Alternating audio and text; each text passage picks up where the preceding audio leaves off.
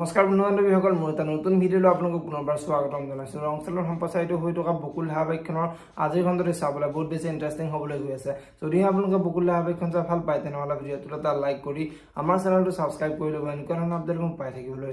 বকুল ধাৰাবাহিকখনৰ যোৱাদিখনত দেখিবলৈ পাইছিলে অধীৰে দেউতাকক হাতযোৰ কৰিছিলে আৰু দেউতাকক আপুনি আৰু মন্দিৰক এইখন ঘৰলৈ উভতাই নানিব, মই আপোনাৰ হাতযোৰ কৰিছোঁ বুলি দেউতাকক হাতযোৰ কৰিছিলে। আৰু এতিয়া দেউতাকে তই দেখোন নিজৰ সংসাৰখনে ভালদৰে চলাব নোৱাৰিলি, তই মোৰ লগত কি কাম কৰিবি, গতিকে তই নিজৰ সংসাৰখনে ভালদৰে চলা, তই মন্দিৰক এইখন ঘৰলৈ লৈ আহ বুলি দেউতাকে অধীৰক জোৰ কৰি দেখিবলৈ পাইছিলে। আনফালে যোৱাদিখনত মন্দিৰে নিজে ঘৰলৈ আহিছিলে আৰু মন্দিৰে অহাৰ বাবে দুৰ্গাৰ মনটো বহুত ভাল লাগিছিলে আৰু মন্দিৰে দুৰ্গা আৰু মাকক দেউতা ক'ত গ'ল, মই দেউতাৰ লগত প্ৰথমতে কথা পাতিম, তাৰপিছতে মই ডিচিজন ল'ম এইখন ঘৰত থাকিম নে নাথাকিম বুলি কোৱা দেখিবলৈ পাইছিলে।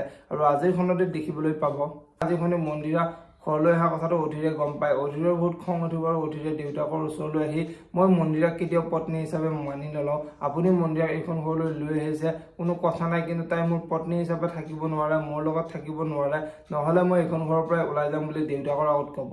এতিয়া বাৰু দেউতাকে অধীৰৰ কথাটো মানি ল'বনে দেখিবলৈ পাব বকুল ধাৰাবাহিকখনৰ আজিৰ খণ্ডটিত।